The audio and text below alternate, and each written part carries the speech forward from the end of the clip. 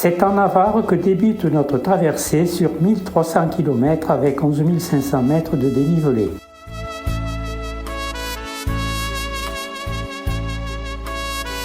Après Lecumberri, nous prenons la voie verte del Plazaola, ancienne voie ferrée Pampelune-San Sébastien.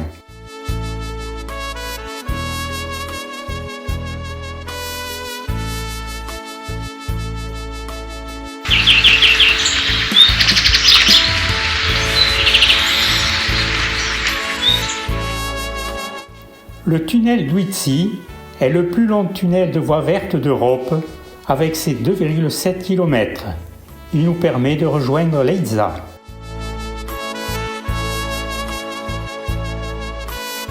Au cœur de cette terre de contraste bat Pampelune, où on accède par le pont médiéval de la Magdalena. Dans les rues, au balcon typique appelé galerie, on y ressent une certaine effervescence. Nous montons au Alto del Pardon, à 770 mètres, où se croise le chemin du vent avec celui des étoiles, qui est le chemin de Saint-Jacques ou le Camino Frances.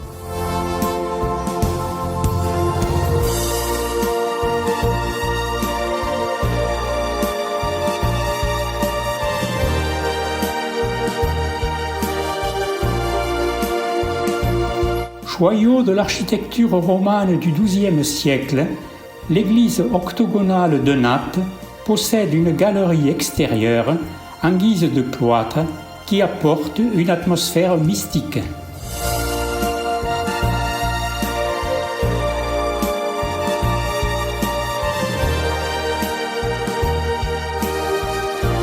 Puente la Reine fait référence à l'impressionnant pont médiéval sur le Rio Arga, où le chemin aragonais rejoint le Camino Frances. Le pont de Siroqui, avec sa chaussée romaine, est encore aujourd'hui utilisé par les très nombreux pèlerins. À Irache, nous entrons dans la Rioja, où les pèlerins sont accueillis devant la fontaine à vin.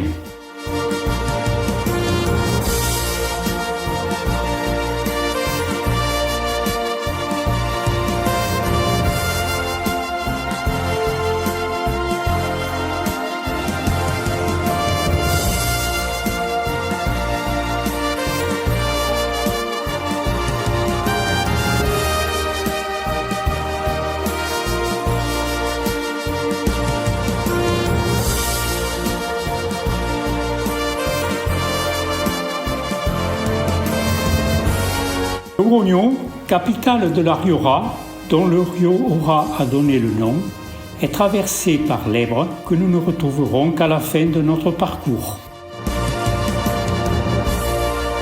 Dans la cathédrale, une curiosité unique attire les regards.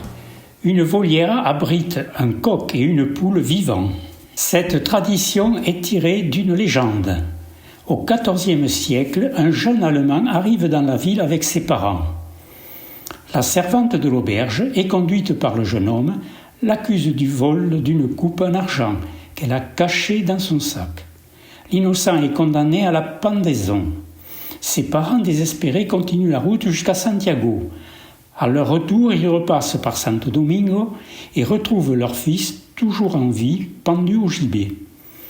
Courant chez le juge pour lui annoncer le miracle, celui-ci leur dit « Votre fils est aussi vivant que ce coq et cette poule rôtie que je m'apprête à manger. » Sur ce, les deux volailles sautent du plat pour se mettre à chanter. Le jeune homme est innocenté et libéré.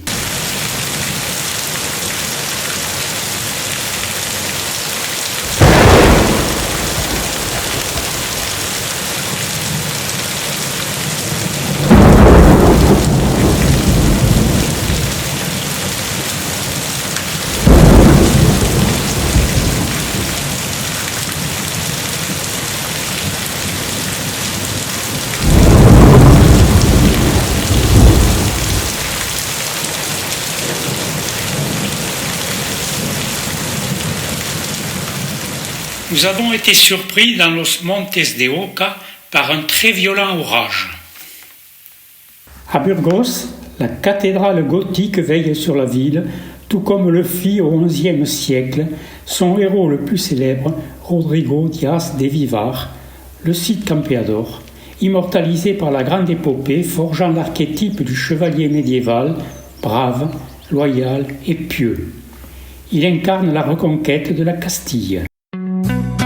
C'est donc ici que commence le Camino del Cid pour se terminer à Alicante. Partons à la découverte de châteaux imposants sur des collines et oubliés par le temps, de paysages rudes, sauvages et parfois désertiques, et de magnifiques villages médiévaux.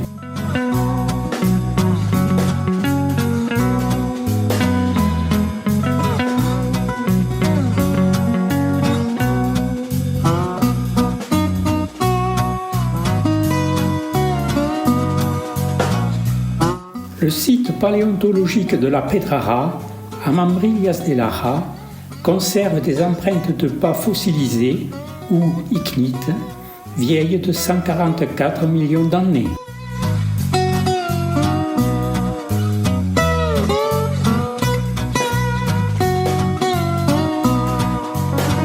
Dans le parc naturel de Los Sabinares, la Yecla, apparaissent les ruines du monastère San Pedro de Arlanza du Xe siècle.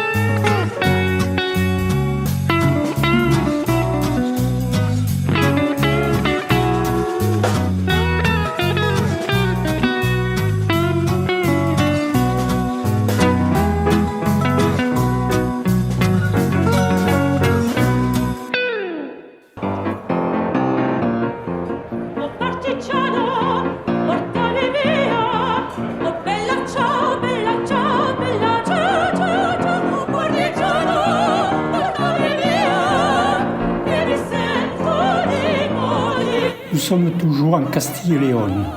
Ici, la vigne ne se greffe pas, elle se marcotte.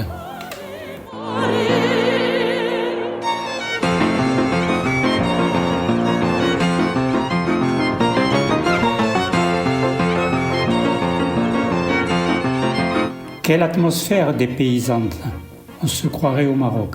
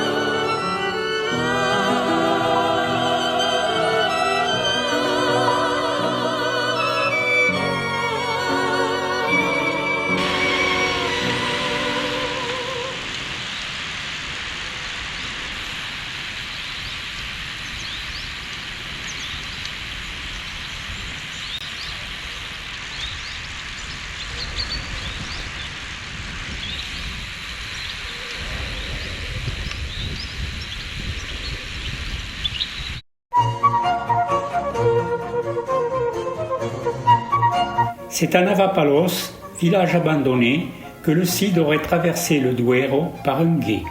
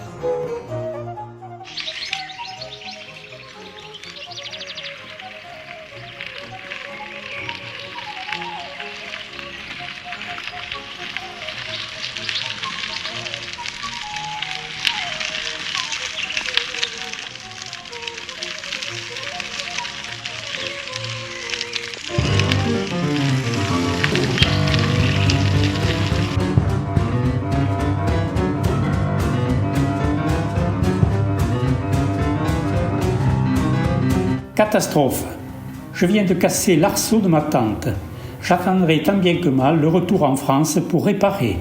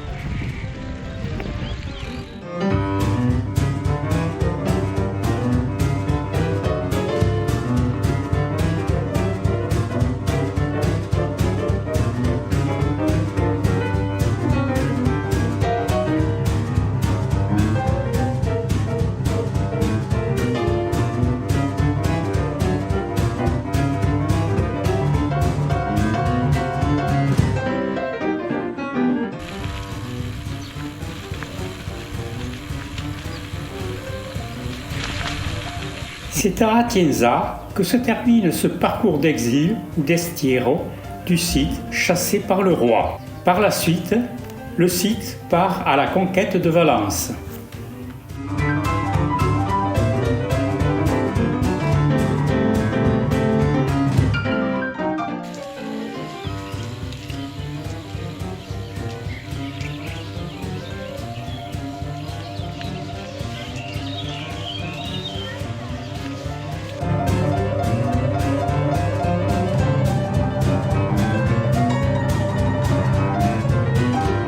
À Sigüenza, nous abandonnons la Castille-Léon et entrons en Castille-Manche.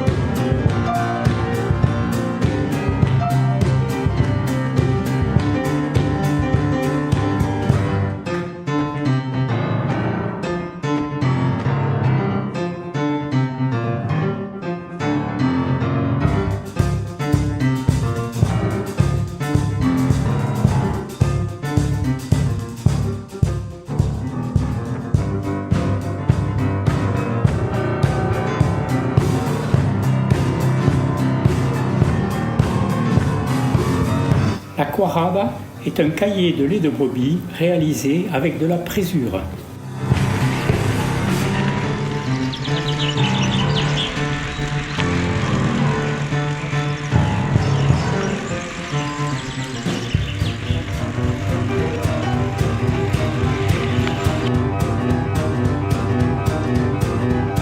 Nous sommes dans le parc du Haut-Tage, province de Guadalajara. De là, nous gravissons les 400 marches pour atteindre le belvédère au-dessus des falaises rouges sculptées par le rio Callio, le Barranco de la Hoz. Ces énormes monolithes rocheux sont des conglomérats de graviers cimentés entre eux et parfois dégrés.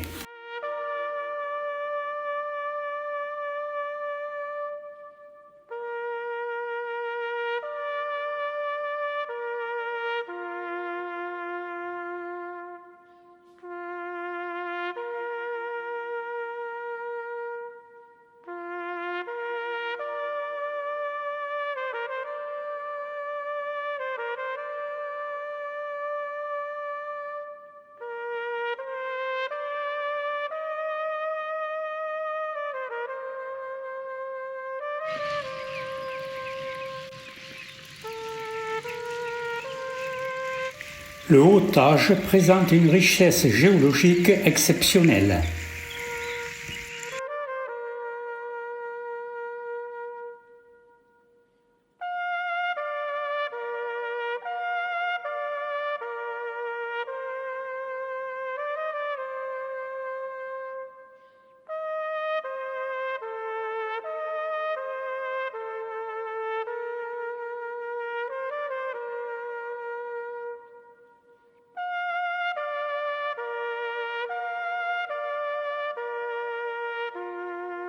À Tchéquia, on retrouve les mêmes monolithes vieux de 240 millions d'années.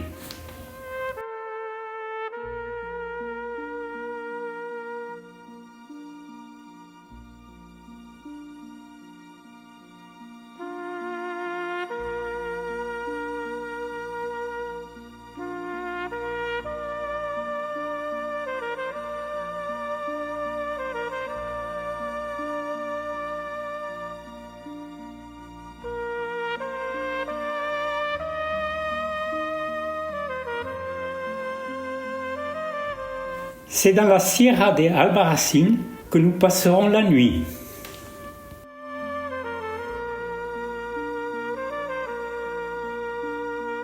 Vers Bronchales, nous entrons en Aragon.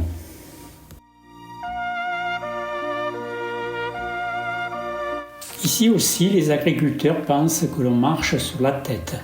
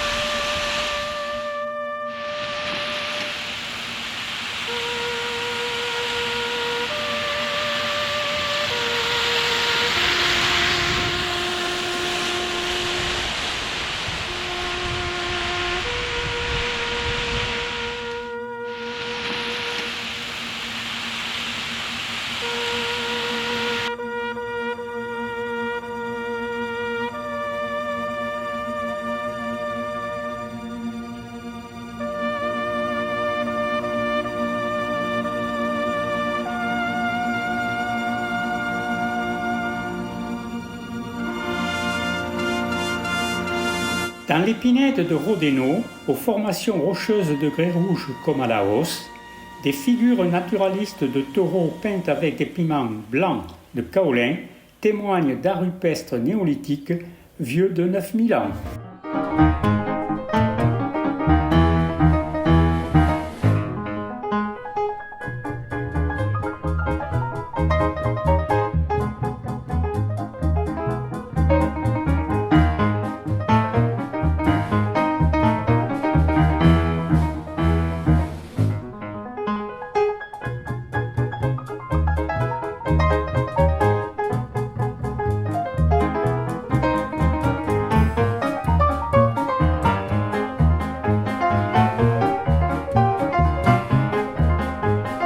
La Laguna del Canizar, à Vilar Quemado, est un véritable paradis pour les oiseaux.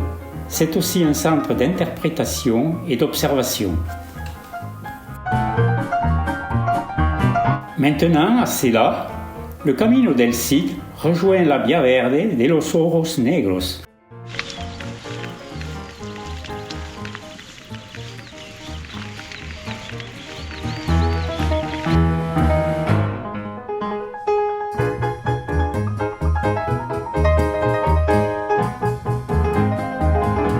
Sarrión se veut capitale de la truffe noire.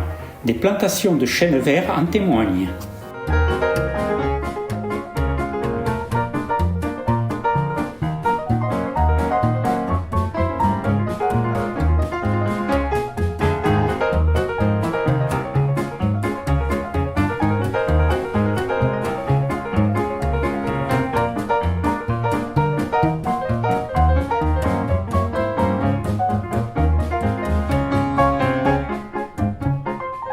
À Barracas, nous entrons dans la communauté valencienne.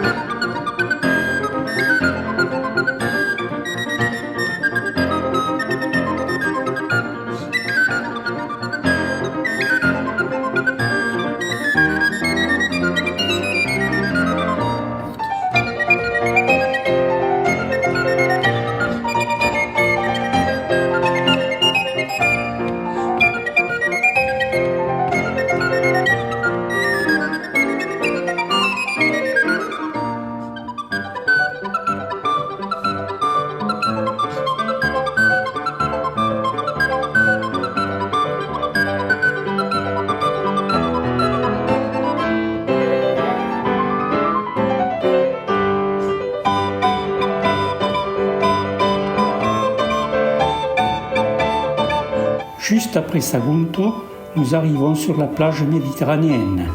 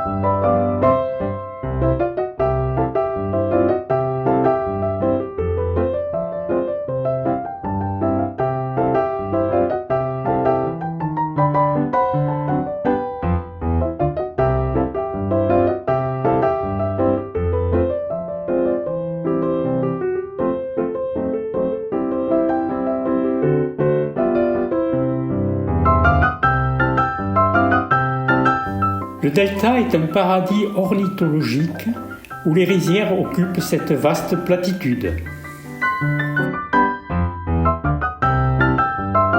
Nous rejoignons Amposta pour prendre le train qui nous amènera vers Barcelone puis Cerbère. Nous voici en France pour continuer notre périple, mais cela, c'est une autre histoire.